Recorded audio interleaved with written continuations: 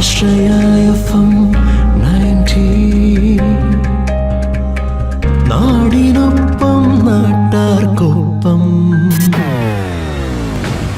Red carpet. Stay tuned for your favorite celebrity. Yes, അങ്ങനെ red കാർപ്പറ്റിലേക്ക് തിരികെയാണ്. നമ്മുടെ celebrity chart show ആണ് red carpet എന്ന് പറയുന്നത്. അപ്പോൾ ആശ്രയ FM 90 കേട്ടുകൊണ്ടിരിക്കുന്ന എല്ലാവരെയും റെഡ് കാർപ്പറ്റിലേക്ക് സ്വാഗതം ചെയ്യുന്നു. ഇന്ന് ഒത്തിരി സന്തോഷമുള്ള ഒരു ദിവസമാണ്. വേറൊന്നുമല്ല, നമ്മുടെ തിയേറ്ററുകളിൽ നിറഞ്ഞോടിക്കൊണ്ടിരിക്കുന്ന പരിവാർ എന്ന ചിത്രത്തിലെ നായകനും നായികയാണ് ദേ ഇന്ന് റെഡ് കാർപ്പറ്റിൽ നമ്മളോടൊപ്പം ചേരുന്നത്. ഋഷികേശും അതുപോലെ തന്നെ ഭാഗ്യയാണ് നമ്മളോടൊപ്പം വിശേഷങ്ങൾ പങ്കുവെക്കുന്നത്. ഒത്തിരി സന്തോഷമുണ്ട്. പ്രത്യേകിച്ച് ഞാൻ പറഞ്ഞല്ലോ, ഈ പറയുന്ന പരിവാർ എന്നുള്ള ഒരു ചിത്രം ഫാമിലി ഓറിയന്റഡ് ആയിട്ടുള്ള ഒരു ചിത്രമാണ്. അപ്പോൾ നമ്മുടെയൊക്കെ കേട്ടുകൊണ്ടിരിക്കുന്ന ഈ ഒരു ലിസണേഴ്സിന് അവരുടെ വിശേഷങ്ങൾ പങ്കുവെക്കാൻ അവരെത്തുക എന്ന് പറയുന്നത് ഒത്തിരി ഒത്തിരി സന്തോഷമുള്ള കാര്യമാണ്. എനിവേ, ഭാഗ്യ ആൻഡ് ഋഷികേശ് രണ്ടുപേരെയും സ്വാഗതം ചെയ്യുകയാണ് നമ്മുടെ റെഡ് കാർപ്പറ്റിലേക്ക്.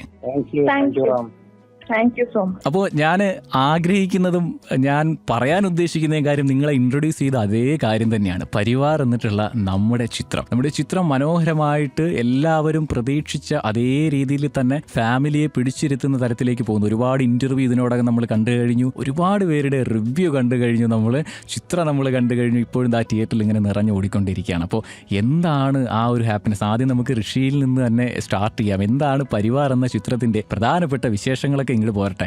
ഒരുപാട് സന്തോഷമുണ്ട്. കാരണം ഫാമിലി ഓഡിയൻസ് നമ്മുടെ സിനിമ ഏറ്റെടുത്തു. ഈ പൊതുവെ ഇപ്പൊ സിനിമയുടെ കാര്യം പറയുകയാണെങ്കിൽ ഇപ്പൊ എക്സാമിന്റെ ഒക്കെ ടൈം അല്ലേ, മാസം കുറഞ്ഞ എക്സാമിനാണെങ്കിൽ പിന്നെ നവംബർ സീസണൊക്കെയാണ്. അപ്പൊ തിയേറ്ററിലെ ആൾക്കാർ വരിക എന്നുള്ളത് നോർമൽ ടൈമിനൊക്കെ സംബന്ധിച്ച് കുറച്ചും കൂടെ കഷ്ടമാണ്. പക്ഷെ നമ്മുടെ ഈ സിനിമയുടെ ആൾക്കാർ മൗത്ത് പബ്ലിസിറ്റിയിലൂടെ എല്ലാവരും അറിഞ്ഞു. അങ്ങനെ ഫാമിലി ഓഡിയൻസ് സിനിമ ഏറ്റെടുത്തു. തിയേറ്ററിലൊക്കെ ആൾക്കാർ വരുന്നുണ്ടെന്ന് അറിയുന്നതിലും നന്നായിട്ട് ഓടുന്നുണ്ടെന്ന് പറയുന്നതിലും ഒരുപാട് സന്തോഷമുണ്ട്. ഒരു എന്താ പറയുക, ഒരു നല്ലൊരു ഫാമിലി പടമാണ്. അതായത് നർമ്മത്തിന് പ്രാധാന്യം കൊടുത്തിട്ടുള്ള ഒരു ഫാമിലി സിനിമയാണ്. നമുക്കിപ്പോ ജഗദീഷ് ചേട്ടനാണെങ്കിലും നമ്മുടെ ഇന്ദ്രൻ ചേട്ടനൊക്കെ ആണെങ്കിലും പഴയ ഒരു വിന്റേജ് സ്റ്റൈലിലൊക്കെ വീണ്ടും കാണാൻ പറ്റുന്ന ഒരു സിനിമയാണ്. നമ്മുടെ പഴയകാല സിനിമകളൊക്കെ ഇല്ലേ, രാജസേനൻ സാറിന്റെ മേലെ പറമ്പിലാങ്കിയത്, പിന്നെ പ്രിയദർശൻ സാറിന്റെ മിഥുനം, അങ്ങനെ നമ്മളൊരു 90s വൈബ് മൂവീസ്. അപ്പോ അങ്ങനെ അത്തരത്തിലുള്ള ഒരു മൂവീസ് ഈ ഒരു കാലഘട്ടത്തിൽ വരുമ്പോ എങ്ങനെയുണ്ടാവും? ഒരു നൊസ്റ്റാൾജിക് ഫീലും കൂടെയാണ്.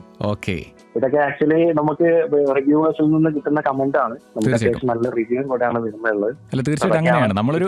നമ്മളൊരു ഫാമിലിയിലേക്ക് കടന്നു നിന്നിട്ട് ആ ഫാമിലിയുടെ ഭാഗമായിട്ട് മാറിയാൽ എങ്ങനെ ഇരിക്കും എന്നുള്ളതാണ് പലപ്പോഴും പലരും സിനിമ കണ്ട് ഇറങ്ങിയതിന് ശേഷം പറയുന്ന ഒരു റിവ്യൂ. കാരണം എനിക്കൊന്ന് കുടുംബ ചിത്രങ്ങൾ വരുന്നുണ്ടെങ്കിൽ പോലും ഒരു പരിധി വരെ കുറവാണ് എന്ന് വേണമെങ്കിൽ പറയാം. അപ്പൊ ഒരു ഇടവേളയ്ക്ക് ശേഷം അത്രത്തോളം ഒരു ഫാമിലിയിൽ ആഴ്ന്നിറങ്ങുന്ന ഒരു ചിത്രമാണ്. അതുപോലെ തന്നെ ഭാഗ്യയുടെ ഫസ്റ്റ് ചിത്രമാണല്ലേ? ആദ്യത്തെ സിനിമ ഇങ്ങനെ പ്രേക്ഷകര് നിറഞ്ഞ മനസ്സോടുകൂടി സ്വീകരിച്ചിരിക്കുകയാണ്. അപ്പൊ എന്ത് തോന്നുന്നു ഈ ഒരു മൊമെന്റില്? വളരെയധികം സന്തോഷം തോന്നുന്നു. ഋഷി പറഞ്ഞ പോലെ തന്നെ ഇത് എക്സാം ടൈമും നോമ്പിന്റെ ടൈമും ആയതുകൊണ്ടുള്ള കുറച്ച് ഇതുണ്ടെങ്കിലും ഫാമിലി ഓഡിയൻസ് എല്ലാവരും പോയി കാണുന്നുണ്ട്. സോ അത് വളരെയധികം സന്തോഷം തരും. അതെ. അല്ല, ഈ പ്രതിസന്ധികളിൽ നിന്നുകൊണ്ടാണ് ചിത്രത്തിന്റെ ഒരു റിലീസ് ടൈം എന്ന് വേണമെങ്കിൽ ഞാനും പറയും. കറക്റ്റ്, ഞാനും അതിനോട് യോജിക്കുന്നുണ്ട്. കാരണം ഈ ഒരു സമയം എന്ന് പറയുന്നത് ഇനി നമ്മൾ കുറച്ച് നാളും കൂടെ വെയിറ്റ് ചെയ്തിട്ടാണ് പടം ഇറക്കുന്നതെങ്കിൽ വലിയ ഒരുപാട് ചിത്രങ്ങൾ നേരത്തെ റിലീസ് ഡേറ്റ് പ്രഖ്യാപിച്ചിട്ടുണ്ട് അല്ലെ, വരാനിരിക്കുന്ന ചിത്രങ്ങൾ. അപ്പൊ അതിനിടയിൽ നമ്മളൊരു ചിത്രം ഇറക്കുന്നതിനേക്കാൾ നല്ലത് ഈ ഒരു ടൈം തന്നെയാണ്. പക്ഷേ ഈ ഒരു ടൈമിന്റെ പ്രത്യേകത നിങ്ങൾ സൂചിപ്പിച്ച പോലെ ഈ പറയുന്ന വെക്കേഷൻ ടൈമിലേക്ക് എത്തുന്നതേ ഉള്ളൂ. എല്ലാവർക്കും എക്സാം നടക്കുന്നു. അപ്പോൾ കുട്ടികൾ അല്ലെങ്കിൽ ഫാമിലി തന്നെ തിയേറ്ററിലേക്ക് പോകാനൊന്നും മടിക്കുന്ന സമയം. എന്നിരുന്നാൽ തന്നെയും ആ ടെൻഷനുകളൊക്കെ ഒന്ന് മാറാൻ വേണ്ടിയിട്ട് പലരും പരിവാർ കാണാൻ വേണ്ടിയിട്ട് തിയേറ്ററിൽ എത്തുന്നു. അതൊക്കെ നമുക്ക് ഒത്തിരി സന്തോഷമുള്ള ഒരു കാര്യം തന്നെയാണല്ലേ? ഓക്കെ, അപ്പോൾ ചിത്രത്തിലേക്ക് വരുമ്പോൾ ഫാമിലി ഓറിയന്റഡ് ആയിട്ടുള്ള ഒരു ചിത്രം. ഞാൻ പറഞ്ഞല്ലോ, ഒരു കുടുംബത്തില്, ഒരു ഫാമിലിയിൽ, ഒരു വീട്ടില് 4 ചുവരുകളിൽ ക്യാമറ പ്ലേസ് ചെയ്ത് കഴിഞ്ഞാൽ എങ്ങനെയായിരിക്കും അവിടെ നടക്കുന്ന സംഭവങ്ങൾ, അല്ലെങ്കിൽ ആ വീട്ടിന്റെ ഭാഗമായിട്ട് കണ്ടുകൊണ്ടിരിക്കുന്ന ഒരു പ്രേക്ഷകൻ മാറുക എന്ന് പറയുന്ന ഒരു കോൺസെപ്റ്റ് കൂടെ പെർഫെക്റ്റ്ലി ഈ പടത്തിനുണ്ട്. ചിത്രത്തിന്റെ ചിത്രീകരണമായിട്ട് ബന്ധപ്പെട്ട് പറയുകയാണെന്നുണ്ടെങ്കിൽ ആ ഒരു ഫാമിലി ഓറിയന്റഡ് ആയിട്ടുള്ള ചിത്രങ്ങൾക്കുള്ള പ്രാധാന്യം വല്ലാണ്ട് ഈ ചിത്രം കാണിച്ചു കൊടുക്കുന്നില്ലേ ശരിക്കും? എന്താണെന്ന് വെച്ചാല് നമ്മളിപ്പോ ഇത് മാക്സിമം ഷൂട്ട് ചെയ്തിട്ടുള്ളത് മൾട്ടി ക്യാമറ തന്നെയാണ് നമ്മുടെ ഭൂരിഭാഗം. ഇപ്പൊ മൾട്ടി ക്യാമറാസ് വെച്ചിട്ടാണ് ഇതിന്റെ എല്ലാ ഏരിയാസും ഷൂട്ട് ചെയ്തിട്ടുള്ളത്. കാരണം ഒരു വീടല്ലാണല്ലോ നമ്മുടെ മെയിൻ ലൊക്കേഷൻ. അപ്പൊ മെയിൻ ലൊക്കേഷനിൽ പിന്നെ ഇപ്പൊ സിനിമ ആണെങ്കിൽ ഇപ്പൊ ഒരു ഷോട്ട് എടുത്ത് ഒരു റൂമിനകത്ത് തന്നെ പല മെയിൻ സീൻസ് ഒക്കെ ഒരു റൂമിൽ തന്നെ എടുക്കേണ്ടി വരുന്ന സമയത്ത് ഈ കണ്ടിന്യൂറ്റി വലിയൊരു പ്രോബ്ലം ആയിട്ട് വരും. അപ്പോ ഒരു ഫസ്റ്റ് ഇംപ്രഷനിൽ തന്നെ എല്ലാം കിട്ടാൻ വേണ്ടി നമ്മൾ അധികം മൾട്ടി ക്യാം ഉപയോഗിച്ചിട്ടാണ് ഷൂട്ട് ചെയ്തിട്ടുള്ളത്. അതുകൊണ്ട് തന്നെ അത് കാണുമ്പോൾ നമുക്ക് ആ ഒരു മെക്കാനിക്കലായിട്ട് അതായത് ചെയ്തതായിട്ട് നമുക്ക് ഫീൽ ചെയ്യുന്നില്ല. ഒരു കുടുംബത്തിൽ, ഒരു ഫാമിലിയിലെ ഭാഗമായിട്ട് നമ്മൾ നിന്ന ഒരു ഫീല് തന്നെയാണ്. അതെ അതെ അതെ, അതാണ് ഞാൻ ഉദ്ദേശിച്ചത്. നമ്മളൊരു നമ്മൾ എന്താ പറയാ, അത്രയും ഭയങ്കര ഒരു റിയലിസ്റ്റിക് ആയിട്ടാണ് വന്നിട്ടുള്ളത്. ഭാഗ്യയെ സംബന്ധിച്ച് എങ്ങനെയായിരുന്നു ഈ ഫസ്റ്റ് ഷൂട്ടിംഗ് എന്നൊക്കെ പറയുമ്പോൾ? ഉറപ്പായിട്ടും ഇനി എത്ര ഇല്ലെന്ന് പറഞ്ഞു കഴിഞ്ഞാലും കുറച്ച് ടെൻഷനൊക്കെ ഉണ്ട്, സത്യമല്ലേ? പിന്നെ ഒരുപാട് ടെൻഷൻ. എന്തൊക്കെയായിരുന്നു ടെൻഷൻ? എന്തായിരുന്നു ആ ഒരു എക്സ്പീരിയൻസ്, ആ ഒരു സെറ്റിലെ എക്സ്പീരിയൻസ്? ഇപ്പോൾ ഉത്സവമാണെന്നുണ്ടെങ്കിലും ഭഗതാണെന്നുണ്ടെങ്കിലും ഒക്കെ അവരുടെ ആദ്യത്തെ ചിത്രത്തിലും ഈ പറഞ്ഞ പോലെ അവരുടേതായിട്ടുള്ള ടിപ്പിക്കലായിട്ടുള്ള ഡയറക്ഷൻ്റെ കുറേ എലമെന്റുകൾ ചിത്രത്തിൽ വരും. അപ്പോൾ അവരും ഈ പറയുന്ന പോലെ വളരെ സീനിയർ ആയിട്ടുള്ള സംവിധായകരൊന്നുമല്ല. എന്താ പറയുക, നമ്മളോടൊപ്പം ചേർന്ന് തോളോട് തോൾ ചേർന്ന് നിൽക്കുന്നെന്ന് പറയുന്ന പോലുള്ള ഒരു വൈബാണ്. അപ്പോൾ ആ വൈബിൽ നിന്നുകൊണ്ട് എങ്ങനെ ഉണ്ടായിരുന്നു ഈ ഒരു എക്സ്പീരിയൻസ് ഒക്കെ? വളരെയധികം ഫ്രണ്ട്ലി ആയിരുന്നു. ആക്ച്വലി എല്ലാവരും സെറ്റിൽ വളരെയധികം ഫ്രണ്ട്ലി ആണ്, ഈവൻ ദ സീനിയർ ആക്ടേഴ്സ് ആണെങ്കിൽ പോലും. പിന്നെ എന്റെ ഫസ്റ്റ് ഡേ ഓഫ് ഷൂട്ട് ഞാൻ ആലോചിക്കുകയാണെങ്കിൽ ഭാഗ്യത്തിന് എനിക്ക് ഡയലോഗ് ഉണ്ടായിരുന്നില്ല ഫസ്റ്റ് ഡേ.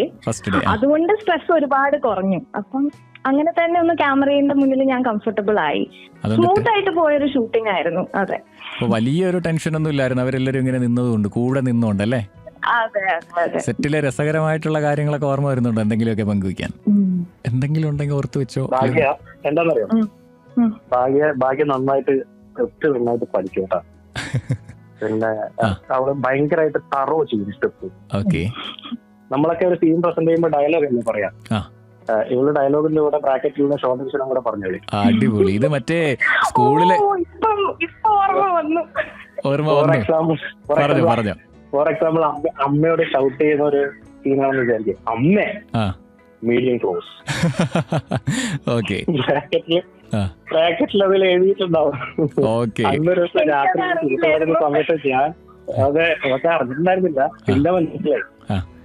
അന്ന് രാത്രി ഇത് ഷൂട്ട് ചെയ്ത് ഞാനാണെങ്കിൽ പൊട്ടിച്ചിരിച്ച്, അത് ഭയങ്കര ഇമോഷണൽ ആയിട്ടൊരു നിൽക്കുന്നൊരു പടത്തിന് ഭയങ്കര ഇമ്പോർട്ടൻറ്റ് സാധനമാണ്. എന്റെ അച്ഛനാണെങ്കിൽ മരിക്കാൻ കിടക്കുക എന്നതാണ് നോക്കിട്ട് ഞാൻ ആ ഇമോഷൻ പിടിച്ച് നിൽക്കുക. അമ്മേ മീഡിയം കോഴ്സ് പൊട്ടിച്ചിരിച്ച് ആ സാധനത്തിൽ വിളിച്ചു. അയ്യോ, അത് ഭയങ്കര കോമഡിയായി, സെറ്റിലൊരു കോമഡിയായി അല്ലേ? അതുകൊണ്ട് രാത്രിയായിരുന്നു ഷൂട്ട് ചെയ്തത്. അതുകൊണ്ട് എനിക്ക് പ്ലേസ് ചെയ്തതെന്ന് എനിക്ക് ചോദിക്കാനും എനിക്ക് ടൈം കിട്ടിയില്ല. നമ്മളെന്തായാലും വിട്ടുപോകരുതല്ലോ. അങ്ങനെയാണ് കാര്യം. എന്താ വെച്ചാല് ബ്രാക്കറ്റിൽ എന്റെ ഷോർട്ടിങ്സും കൂടെ അവര് ബ്രാക്കറ്റിൽ എഴുതി വെച്ചിട്ടുണ്ടായിരുന്നു എല്ലാത്തിന്റെ. ഓക്കെ, അതുകൊണ്ട് വായിക്കുമ്പോ അതുപോലെ അങ്ങ് പഠിച്ചു. അതുകൊണ്ട് സിനിമാറ്റോഗ്രാഫറിന് ഒരു പക്ഷേ ഷോട്ട് മാറിപ്പോയി കഴിഞ്ഞാൽ അപ്പോഴേ പറയുന്നുണ്ട് ഭാഗ്യയുടെ ഡയലോഗ്, മീഡിയം ക്ലോസ് അല്ലെങ്കിൽ ക്ലോസ് ആണ് എന്നൊക്കെ, വൈറ്റ് ഷോട്ട് ആണെന്നൊക്കെ പറയുന്നുണ്ട്. ക്ലാസ്സിലെ പഠിപ്പിയായിരുന്നോ പണ്ട്? അതെ ആയിരുന്നു. കാണാതെ പഠിച്ച് പരീക്ഷ എഴുതിയിരുന്ന ഒരാളാണ്. ആ ഒരു റിഫ്ലക്ഷൻ അതേപോലെ. കോമഡി എന്താണെന്നറിയോ? പറഞ്ഞോളൂ. വേറെ കോമഡി എന്താ അറിയോ, ഇവള് ഇവളുടെ അമ്മയുടെ അടുത്താണ് പറയുന്നത്. അപ്പൊ ഇവളുടെ അച്ഛൻ എന്തോ ഇറിറ്റേറ്റ് ചെയ്തപ്പോഴാണ് ഇവൾ അമ്മയോട് ഷൗട്ട് ചെയ്തത്. അമ്മയുടെ കയ്യിലാണെങ്കിൽ ടോർച്ച് ഉണ്ട്. ഇവളാണെങ്കിൽ അമ്മേനെ നോക്കി അച്ഛനെ നോക്കി അമ്മയെ ക്ലോസ് പറഞ്ഞു കഴിഞ്ഞാൽ അമ്മയെ ടോർച്ച് എടുത്തിട്ട് അച്ഛനെ തലക്കടിച്ചെടുത്തെങ്കിൽ ക്ലോസ് ഷോട്ട് അല്ലേ? മാറിപ്പോയത്. അതെ, ക്ലോസിന് അങ്ങനെ മീനിങ് ഉണ്ടല്ലോ. അതെ അതെ അതെ അതെ, ക്ലോസ് ഷോട്ട് എന്ന് പറഞ്ഞു കഴിഞ്ഞാൽ ചിലപ്പോൾ എടുത്ത് അടിക്കുക എന്നുള്ളൊരു ഉദ്ദേശം വന്നിരുന്ന ആകെ പ്രശ്നമാണല്ലേ? അങ്ങനെ രസമായിരുന്നു. അങ്ങനെ ആദ്യത്തെ ചിത്രത്തിൽ ശരിക്കും ഉണ്ടല്ലോ, ഞാൻ സെറ്റിലെ ഓർമ്മകൾ എന്തെങ്കിലും ഉണ്ടോ എന്ന് ചോദിച്ചു കഴിഞ്ഞപ്പോൾ പെട്ടെന്നൊന്നുമില്ല. ഞാൻ പറഞ്ഞു അങ്ങനെ വരാൻ വഴിയില്ലല്ലോ എന്ന് ഞാനും ഇങ്ങനെ ചിന്തിക്കായിരുന്നു. കാരണം ആദ്യത്തെ ചിത്രമാണ്. ആദ്യത്തെ ചിത്രം അല്ലെങ്കിലും ഏത് ചിത്രമാണെന്നുണ്ടെങ്കിലും ഒരു സിനിമയിൽ ഇത്രയും ദിവസം ഷെഡ്യൂൾ ചെയ്ത് നമ്മൾ ഷൂട്ട് ചെയ്യുമ്പോൾ ഉറപ്പായിട്ടും പരസ്പരം കോമഡികളൊക്കെ അവിടെ ഉണ്ടാവുമല്ലോ. അപ്പോൾ ഇതൊരു വലിയ കോമഡി ആയിപ്പോട്ടെ. ഞാൻ എക്സ്പെക്ട് ചെയ്തതിനേക്കാളും വലിയ രസകരമായിട്ടുള്ള ഒരു നല്ലൊരു മെമ്മറിയാണ് ഭാഗ്യയെ സംബന്ധിച്ച് ഇതെന്നൊക്കെ പറഞ്ഞാൽ. വർഷങ്ങൾ കഴിയുമ്പോൾ ഇതുപോലെ ഇന്റർവ്യൂസിനൊക്കെ പോയിട്ട് പറയാൻ പറ്റുന്ന അടിപൊളി ഒരു സംഗതിയാണ് കേട്ടോ ഈ പറഞ്ഞ ഒരു സംഭവം എന്ന് പറയുന്നത്. നമ്മുടെ പരിവാർ എന്ന് പറഞ്ഞ ചിത്രത്തിന്റെ പേര് കുടുംബം എന്നുള്ള ഒരു സംഭവം തന്നെയാണ്. വീണ്ടും ഞാൻ അതേ ക്വസ്റ്റ്യനിലേക്ക് തന്നെ വരികയാണ്. കാരണം കുടുംബ പ്രേക്ഷകരെ ചിരിപ്പിക്കുകയും അതേസമയം തന്നെ ചിന്തിപ്പിക്കാനുള്ള വല്ലാത്ത ഒരു ശേഷി നമ്മുടെ ഈ ചിത്രത്തിനുണ്ടായിരുന്നു. അതുകൊണ്ട് തന്നെയാണ് ഓരോരുത്തരും പോയി സിനിമ കണ്ടതിന് ശേഷം നല്ല ചിത്രമായിരുന്നു, അതിനോടൊപ്പം തന്നെ എന്തൊക്കെയോ കാര്യങ്ങൾ ചിന്തിച്ചു എന്ന് പറയുന്നത്. അപ്പോൾ എന്തൊക്കെയാണ് ഇനി കാണാനിരിക്കുന്ന പ്രേക്ഷകർ എക്സ്പെക്ട് ചെയ്യേണ്ടത്? എന്തെങ്കിലുമൊക്കെ ചിന്ത അല്ലെങ്കിൽ എന്തെങ്കിലുമൊക്കെ മാറ്റത്തിനുള്ള ഒരു എലമെന്റ് നമ്മുടെ ചിത്രത്തിലുണ്ടോ എന്നുള്ളതാണ്. അതെന്ന് വെച്ചാൽ നമ്മളെ എല്ലാ കാലത്തും ഗ്രീഡ് എന്ന് പറയുന്ന ഒരു സാധനം ഉണ്ടല്ലോ, അതാണ് നമ്മുടെ ഇതിന്റെ മെയിൻ കണ്ടന്റ്. ഈ ആർത്തിയോട് മനുഷ്യന്മാർ, അതായത് നമ്മുടെ ഈ സ്വത്തുക്കളോടും ബാക്കിയുള്ള മൂല്യമായിട്ടുള്ള വസ്തുക്കളോടൊക്കെയുള്ള മനുഷ്യന്മാരുടെ ഒരു ആർത്തി, ഫാമിലിയിലാണെങ്കിൽ പോലും ജ്യേഷ്ഠാനുജന്മാർ അതിനു വേണ്ടി ഏതറ്റം വരെയും പോകുമെന്ന് പറയുന്ന ഒരു കാര്യം ഉണ്ടല്ലോ. ഇപ്പൊ തന്നെ ഇപ്പൊ കറന്റ് സൊസൈറ്റിയിൽ തന്നെ എന്തൊക്കെ വാർത്തകളാണ് നമ്മൾ കേൾക്കുന്നത്. നമ്മളിപ്പോ ഇതൊക്കെ റിയലായിട്ട് സംഭവിക്കുമെന്ന് അറിയുന്ന രീതിയിലുള്ള കുറെ ഇഷ്യൂസ് നമ്മൾ ഡേ ബൈ ഡേ കേൾക്കുന്നുണ്ട്. തീർച്ചയായിട്ടും ഇത് മക്കളുടെ ഒരു മത്സരമാണ്. പക്ഷെ എന്നാൽ പോലും ഇങ്ങനെയൊക്കെ ഈ ഒരു ഫൈറ്റും കാര്യങ്ങളൊക്കെ ഉണ്ടെങ്കിൽ പോലും അവർ തമ്മിൽ ഒരു ഇമോഷണൽ ബോണ്ടിങ് കൂടെ ഉണ്ട്. Yes yes yes. ഒരു പ്രശ്നം വരുമ്പോ അവര്, അതായത് എല്ലാവരെയും ബാധിക്കുന്ന രീതിയിൽ ഒരു പ്രശ്നം വരുമ്പോ അവർ യുണൈറ്റഡ് ആയിട്ട് അവിടെ നിൽക്കുന്നു. യെസ്. അത് അങ്ങനെ ഒരു എപ്പോഴും നമ്മൾ ആ ഒരു ഫാമിലിയിൽ ആ ഒരു ബോണ്ട് വേണം, ആ ഒരു ഇമോഷൻ, അതായത് ആ ഒരു സ്നേഹം ബോണ്ട് എപ്പോഴും നിലനിർത്തണം എന്നുള്ളൊരു മെസ്സേജ് കൂടെ നമ്മൾ ഈ സിനിമയിലൂടെ പറയുന്നു. തീർച്ചയായിട്ടും തീർച്ചയായിട്ടും. ചിത്രത്തിലേക്ക് നമുക്കൊരു സിനിമ നമ്മുടെ അടുത്തേക്ക് എത്തുമ്പോൾ ആ സിനിമ കംപ്ലീറ്റ്ലി പൂർണ്ണമായിട്ടും അത് വിജയിക്കും, അത് നമ്മൾ പ്രതീക്ഷിക്കുന്നതിനപ്പുറം ഒരു ഗ്രോത്ത് അതിനുണ്ടാവും എന്നുള്ള പ്രതീക്ഷയിലാണല്ലോ പലപ്പോഴും നമ്മൾ അതിലേക്ക് ചുവട് വയ്ക്കുക. ഭാഗ്യം സംബന്ധിച്ച് ഫസ്റ്റ് പടമാണ്. അപ്പോൾ ഫസ്റ്റ് പടത്തിൽ സത്യസന്ധമായിട്ട് പറയാം കേട്ടോ, ഫസ്റ്റ് പടത്തിൽ ആ പടം ഇങ്ങനെ ഒരു ചിത്രം ഇത്രത്തോളം വിജയിക്കും എന്നുള്ളൊരു പ്രതീക്ഷ എന്തൊക്കെയായിരുന്നു? ആദ്യത്തെ സിനിമയിലേക്ക് വരുമ്പം മനസ്സിൽ തോന്നിയിട്ടുള്ള എക്സ്പെക്ടേഷനും പ്രതീക്ഷകളും ടെൻഷനും ഒക്കെ എന്തായിരുന്നു?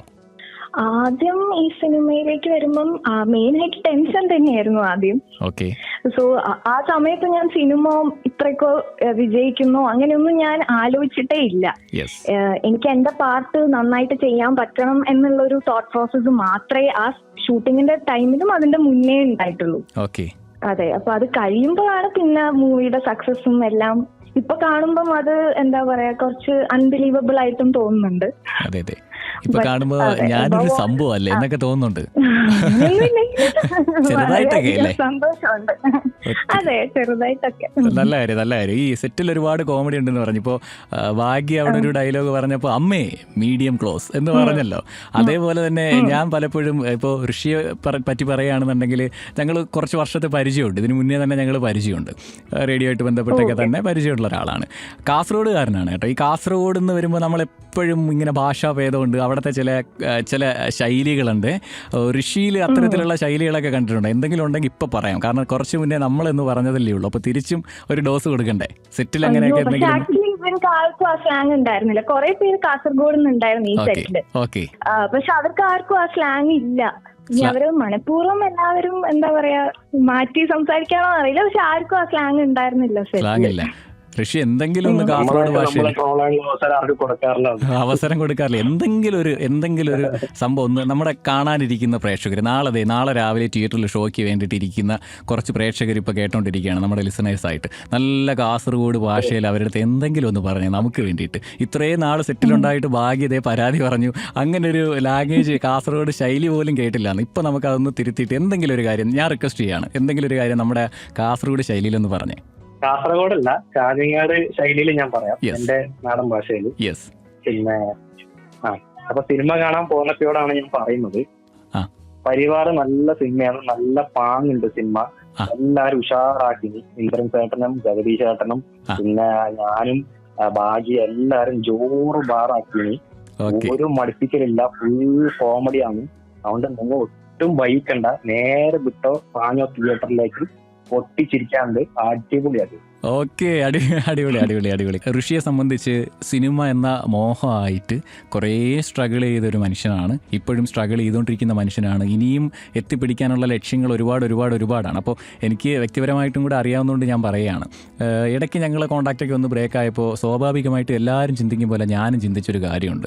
ഋഷി സിനിമയൊക്കെ വിട്ടു വേറെ പരിപാടിയിലോട്ട് പോയി, സിനിമ എന്നുള്ള ആഗ്രഹമായിട്ട് കുറേയൊക്കെ അലഞ്ഞു തിരിഞ്ഞ് നടന്നു. ഇപ്പോൾ വേറെ പരിപാടിയൊക്കെ ആയി കാണും, വല്ലപ്പോഴും കുറച്ച് ബ്രേക്കൊക്കെ ആയി, ഇനിയൊന്ന് വിളിക്കണം എന്നൊക്കെ ഞാൻ ചിന്തിച്ചിരിക്കുമ്പോഴാണ് ഞാൻ ഈ സിനിമയുടെ വിശേഷങ്ങളൊക്കെ അറിയുന്നത്. അപ്പോൾ ഭയങ്കരമായിട്ട് എനിക്ക് സന്തോഷമായി, ഒത്തിരി സന്തോഷമായി. അപ്പം ഞാനതാ ചോദിക്കുന്നത്, ഇത്രയും നാളായി, ഇതിനിടയ്ക്ക് കുറേ നാൾ സിനിമയ്ക്ക് വേണ്ടി അലഞ്ഞിട്ടുണ്ട്. ശരിക്കും അതൊരു മോട്ടിവേഷനാണ്. സിനിമ എന്ന് പറഞ്ഞിട്ടുള്ളൊരു മേഖലയിൽ ഇഷ്ടപ്പെട്ട് അതിലേക്ക് ഇറങ്ങാൻ വേണ്ടി നിൽക്കുന്ന ഒരുപാട് പേർക്കൊരു മോട്ടിവേഷനാണ്.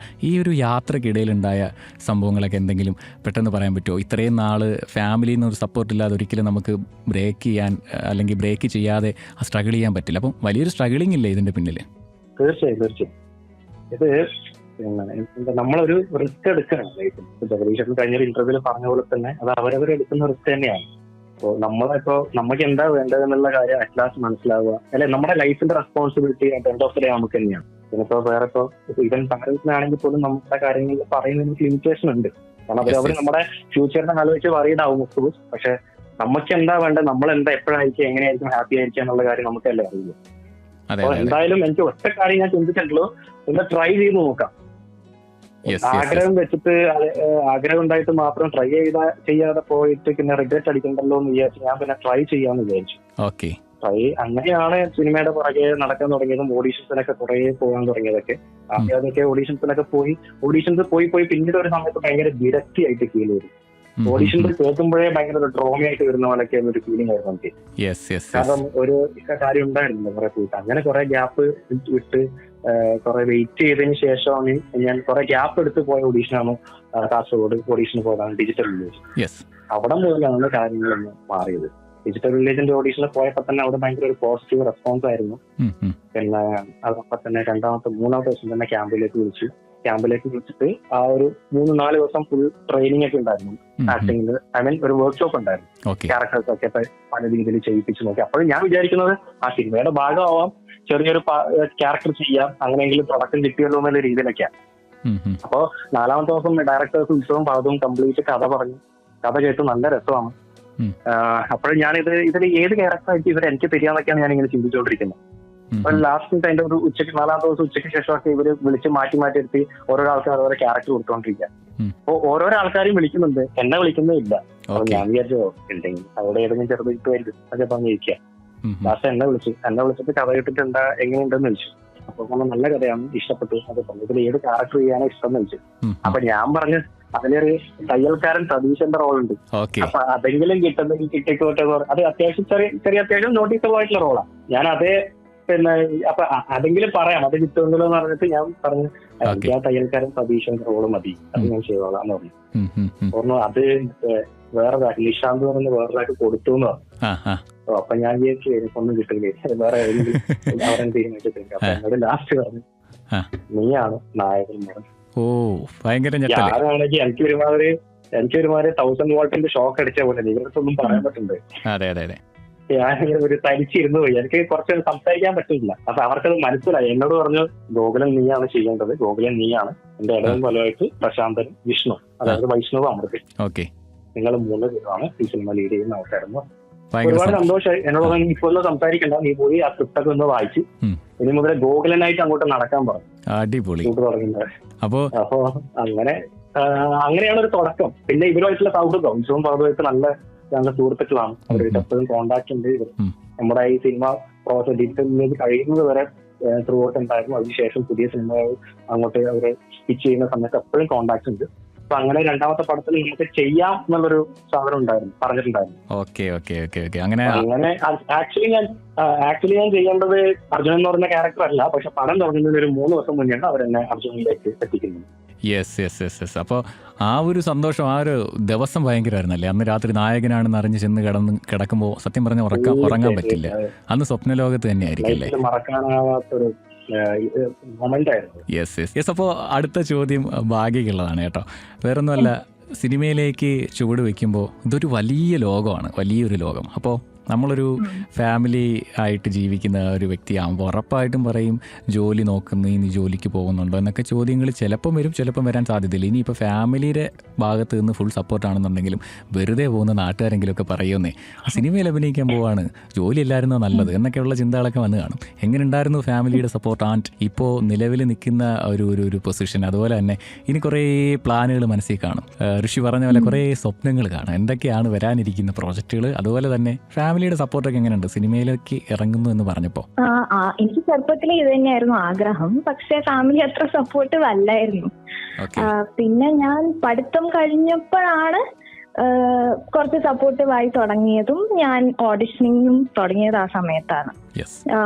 പിന്നെ ഞാൻ വർക്കും ചെയ്തു. അപ്പൊ വർക്ക് ചെയ്തുകൊണ്ടിരിക്കുമ്പോ ഓഡിഷൻ ചെയ്തോ എന്നുള്ളൊരു ഒപ്പീനിയൻ ആയിരുന്നു ഫാമിലിയുടേത്. പക്ഷെ വളരെയധികം സപ്പോർട്ടീവ് തന്നെയായിരുന്നു. പിന്നെ ഒരു ദിവസം ഞാൻ ഡിസൈഡ് ചെയ്തു ഞാൻ റിസൈൻ ചെയ്യാണെന്ന്.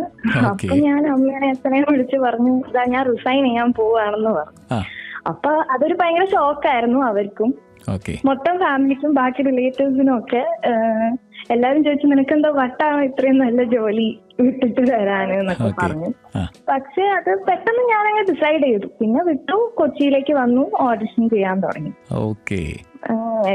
ലാസ്റ്റ് ഇപ്പൊ ഒരു വളരെ ഹാപ്പി ആയിട്ടുള്ള ഒരു മൊമെന്റിൽ എത്തിപ്പെട്ട് നിൽക്കുന്നു. അതെ. അടുത്ത പ്രോജക്റ്റുകളൊക്കെ ഡിസ്കഷൻ നടക്കുകയാണോ? എന്താണ് നിലവിലത്തെ അപ്ഡേഷൻ ഒക്കെ? ഒരു പ്രോജക്റ്റിന്റെ ഇങ്ങനെ ഡിസ്കഷൻ നടന്നുകൊണ്ടിരിക്കുന്നു. ഒന്നും ഫൈനലൈസ്ഡ് ആയിട്ടില്ല. ഓക്കെ.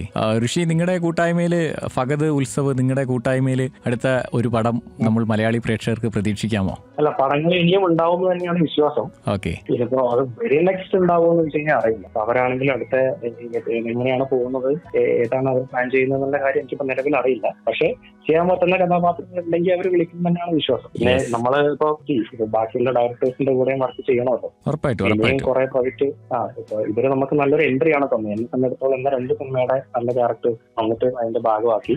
പിന്നെ എനിക്ക് ബാക്കിയുള്ള സ്ഥലങ്ങളിലും കൂടെ നമ്മൾ ഒരു കംഫർട്ട് സോണിൽ മാത്രം നിൽക്കാതെ ബാക്കിയുള്ള ഡയറക്ടേഴ്സിന്റെ കൂടെയും വർക്ക് ചെയ്യണം. കുറെ പ്രൊജക്ട്സിന്റെ ഭാഗങ്ങളാവണം. അപ്പൊ നമ്മള് ഇപ്പൊ ഒരു 2 സിനിമ ചെയ്യുന്നത് ഇപ്പോഴും ഒരു സ്ട്രഗിൾ സ്റ്റേജ് തന്നെയാണ്. സിനിമ ഒരിക്കലും ഇങ്ങോട്ട് വരുന്നത്, നമ്മൾ അങ്ങോട്ട് അന്വേഷിച്ച് പോകുന്നേ വേണം. മുമ്പത്തേക്കാളും ഒരു വ്യത്യാസം എന്താന്ന് വെച്ച് കഴിഞ്ഞാൽ ഇപ്പൊ ഒരു ഡയറക്ടറിന്റെ അടുത്ത് പോയി സംസാരിക്കാനും പറയാനും നമുക്കൊരു പ്രൊഫൈലുണ്ട്. എനിക്കാണെങ്കിലും ഭാഗ്യക്കാണെങ്കിലും നല്ലൊരു പ്രൊഫൈലുണ്ട്. നല്ല പ്രൊഫൈൽ ഉറപ്പായിട്ടും. അത് അതൊരു ബെനിഫിറ്റ് തന്നെയാണ്. തീർച്ചയായിട്ടും. അല്ല, നമ്മുടെ ഡിജിറ്റൽ വില്ലേജ് എന്ന ചിത്രത്തിൽ നിന്ന് നമ്മുടെ പരിവാർ എന്ന ചിത്രത്തിലേക്ക് വരുമ്പോൾ പേഴ്സണലി പറയുകയാണെന്നുണ്ടെങ്കിൽ പോലും, അല്ലെങ്കിൽ ഏതൊരു പ്രേക്ഷകരും കണ്ടു കഴിഞ്ഞാൽ ഋഷിയിലുണ്ടാവുന്ന ഒരു വലിയ മാറ്റമുണ്ട്. ആ മാറ്റം സ്കില്ലിലാണ്, അഭിനയത്തിലുണ്ട്, എല്ലാ കാര്യങ്ങളിലും വലിയൊരു മാറ്റം നമുക്ക് ശരിക്കും കാണാൻ സാധിക്കുന്നുണ്ട്. അപ്പോൾ ഓരോ സിനിമയിലൂടെയും മുന്നോട്ട് പോകുന്നതിനനുസരിച്ച് ആ മാറ്റങ്ങൾ നല്ല മാറ്റങ്ങളിലേക്കുള്ള ഒരു യാത്ര കൂടിയായിരിക്കും അത്. നമ്മളൊക്കെ അത് എക്സ്പെക്ട് ചെയ്യുന്നുണ്ട് കേട്ടോ, ഭയങ്കരമായിട്ട്. ഉറപ്പായിട്ടും. സാധാരണ ഗതിയിൽ പറയാറുണ്ട്, വലിയ ബിഗ് ബഡ്ജറ്റ് ചിത്രങ്ങളോടൊപ്പം തന്നെ ചെറിയ ചിത്രങ്ങളും വരണമല്ലോ. നമുക്ക് ചെറിയ കുഞ്ഞു സിനിമകൾ പ്രേക്ഷകർ വളരെയധികം സ്വീകരിക്കും എന്നുള്ളതിൻ്റെ ഒരു വലിയ ഉദാഹരണം കൂടിയാണ് നമ്മുടെ പരിവാർ എന്നുള്ളത്. കാരണം അതിൻ്റെ പ്രൊഡക്ഷൻ ടീമിനെ സംബന്ധിച്ച് അവർക്ക് ഏത് ലെവലിലുള്ള രീതിയിൽ വേണമെങ്കിലും ഇതിനെ പ്രൊഡക്ഷൻ ചെയ്യാമായിരുന്നു. പക്ഷേ ഒരുപാട് സിനിമകൾ പ്രൊഡക്ഷൻ ചെയ്തിട്ടുണ്ട്. പക്ഷേ അതിന് എന്താണോ സംവിധായകർ വേണം എന്ന് ആവശ്യപ്പെട്ടത് ആ രീതിയിൽ ആ ഒരു ബഡ്ജറ്റിൽ നിർത്തിക്കൊണ്ട് ആ ഒരു രീതിയിലുള്ള ഈവൻ സ്റ്റാറ്റിക് ഷോട്ടുകൾ പോലുമാണ് സിനിമയിലുടനീളം പോകുന്നത്. അപ്പോൾ ആ ഒരു രീതിയിലാണല്ലോ സിനിമ ചിത്രീകരിച്ചിട്ടുള്ളത്. അപ്പോൾ ആ ഒരു ചിത്രീകരണത്തിൽ ബിഗ് ബഡ്ജറ്റ് സിനിമകൾ മാത്രമല്ല, ഒരുപക്ഷേ ചെറിയ സിനിമകളാണെന്നുണ്ടെങ്കിലും കാര്യമുണ്ടെങ്കിലും മലയാളി പ്രേക്ഷകർ സ്വീകരിക്കുക എന്നുള്ളതിൻ്റെ ഒരു ഉദാഹരണം കൂടിയല്ലേ നമ്മുടെ ഈ ഒരു സിനിമ എന്ന് പറയുന്നത്. അതിനെപ്പറ്റി എന്താണ്?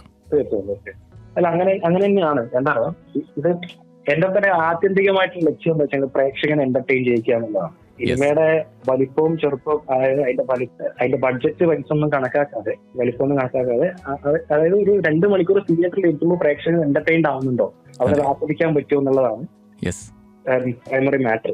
അത് കംപ്ലീറ്റ്ലി ചെയ്യുന്നുണ്ട്. അതാണ് കംപ്ലീറ്റ്ലി ചെയ്യുന്നത്. ഇപ്പൊ നമ്മൾ ഒരു 50 ലക്ഷം രൂപക്കാണ് ഒരു കുഞ്ഞു പടം ഉണ്ടാക്കുന്നതെങ്കിൽ പോലും ഒരു 2 മണിക്കൂർ അവനെ അത് സാറ്റിസ്ഫൈ ചെയ്യിച്ചെങ്കിൽ, അവൻ നന്നായിട്ട് അത് ആസ്വദിച്ചെങ്കിൽ, അവൻ ഇഷ്ടപ്പെട്ടെങ്കിൽ ആ പടം നന്നായിട്ട് കളക്ട് ചെയ്യും, അതിന് ആൾക്കാരുണ്ടാവും. കാരണം നല്ല കണ്ടന്റുകളെ എന്നും വിജയിപ്പിച്ചതേ നമ്മുടെ കൂടി. തീർച്ചയായിട്ടും. ചിത്രത്തിലെ പാട്ട് സീൻ്റെ എക്സ്പീരിയൻസ് ഒക്കെ എങ്ങനെ ഉണ്ടായിരുന്നു ഭാഗ്യ? വളരെ നല്ല എക്സ്പീരിയൻസ് ആയിരുന്നു. നമ്മൾ വളരെ കുറച്ച് സമയം കൊണ്ട് ഷൂട്ട് ചെയ്ത ഒരു പാട്ടാണ് അത്. Last few days of the shoot ആയിരുന്നു അത് നടന്നുകൊണ്ടിരുന്നത്. പാട്ടിന്റെ എക്സ്പീരിയൻസ് പറയാനാണെങ്കിൽ കൊറിയോഗ്രാഫേഴ്സ് തന്നെ പറയണം. എനിക്ക് തോന്നുന്നു അവര് വളരെ ബ്യൂട്ടിഫുള്ളി ആയിട്ടാണ്, ഒരു റൂമിന്റെ ഉള്ളിൽ നിന്ന് മാത്രമാണല്ലോ മൊത്തം പാട്ട് ഷൂട്ട് ചെയ്തത്.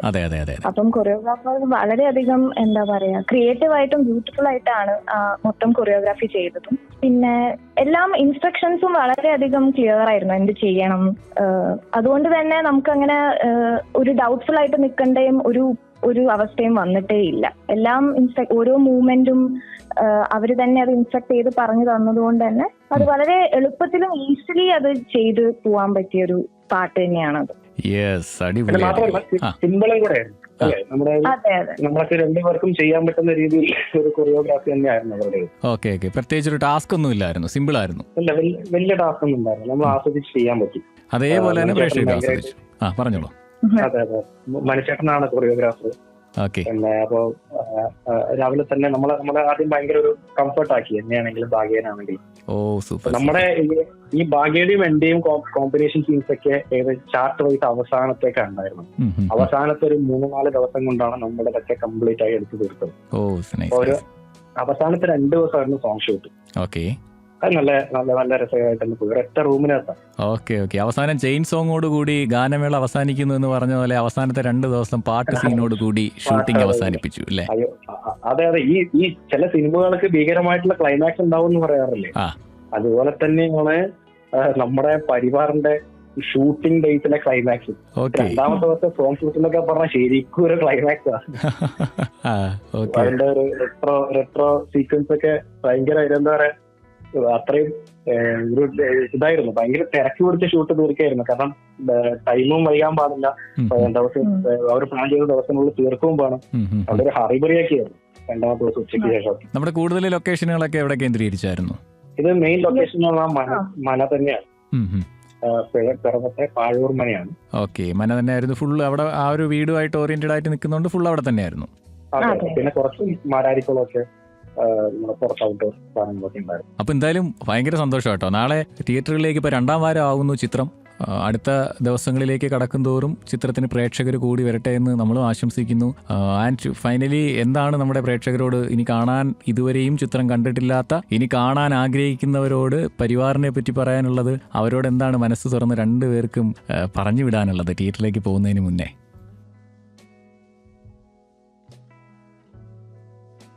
എന്തായാലും ചിരിപ്പിക്കുക മാത്രമല്ല ചിന്തിപ്പിക്കുകയും ചെയ്യും. സോ മിസ് ഔട്ട് ആക്കരുത്, എല്ലാവരും തിയേറ്ററിൽ തന്നെ പോയി കാണണം. സോയാ എനിക്ക് പറയാനുള്ളതെന്ന് വെച്ച് കഴിഞ്ഞാല് നമുക്കുള്ളതിന് ടൈം എന്ന് വെച്ച് കഴിഞ്ഞാൽ വളരെ കുറച്ചാണ്. കാരണം എമ്പുരാൻ വരുന്നതോടുകൂടെ നമ്മള് സ്വമേധയാ മാറിക്കൊടുക്കും. കാരണം എമ്പുരാനോട് മത്സരിക്കുന്നില്ല, അത് ഏറ്റവും വലിയ സിനിമയായിട്ട് ഇൻഡസ്ട്രിയുടെ മുഖച്ഛായ മാറ്റാൻ വരുന്ന സിനിമയാണ്. അപ്പൊ നമ്മൾ അതിന് റെസ്പെക്ട് ചെയ്യണം. അതുകൊണ്ട് നമ്മൾ സ്വയം ഒഴിഞ്ഞു കൊടുക്കും. അതുകൊണ്ട് 27-ാം തീയതി വരെ ഉണ്ടാവും. അതിനുള്ളിൽ എല്ലാവരും പോയി ഈ സിനിമ തിയേറ്ററിൽ നിന്ന് തന്നെ ആസ്വദിക്കണം. നല്ലൊരു ആദ്യാവസാനം എന്താ പറയാ ചിരിച്ച് കാണാൻ പറ്റിയ, എന്റർടൈൻ ആവാൻ പറ്റുന്ന നല്ലൊരു സിനിമയാണ്. അതുകൊണ്ട് തീർച്ചയായും എല്ലാവരും തിയേറ്ററിൽ പോയിട്ട് തന്നെ കാണണം, വിജയിപ്പിക്കണം.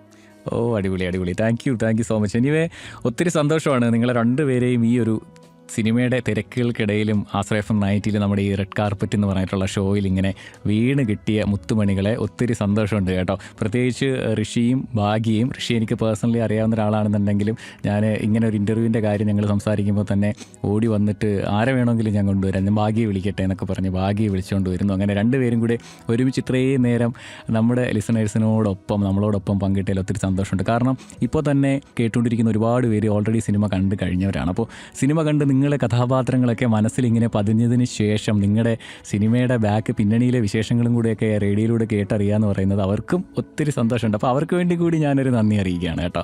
എനിവേ ഒരുപാട് സന്തോഷമുണ്ട്. സന്തോഷത്തിലുപരിയായിട്ട് പ്രാർത്ഥനയൊപ്പം തന്നെ കൂടെ ഉണ്ട്. വേറൊന്നുമല്ല, രണ്ടുപേരും കരിയറിൽ ഒരുപാട് ആഗ്രഹിക്കുന്നവരാണ്. ഒരാൾ ജോലി മതിയാക്കി വന്ന ഒരാളാണ്, ഒരാൾ സിനിമയ്ക്ക് വേണ്ടി വർഷങ്ങളായിട്ട് സ്ട്രഗിൾ ചെയ്തുകൊണ്ടിരിക്കുന്നു.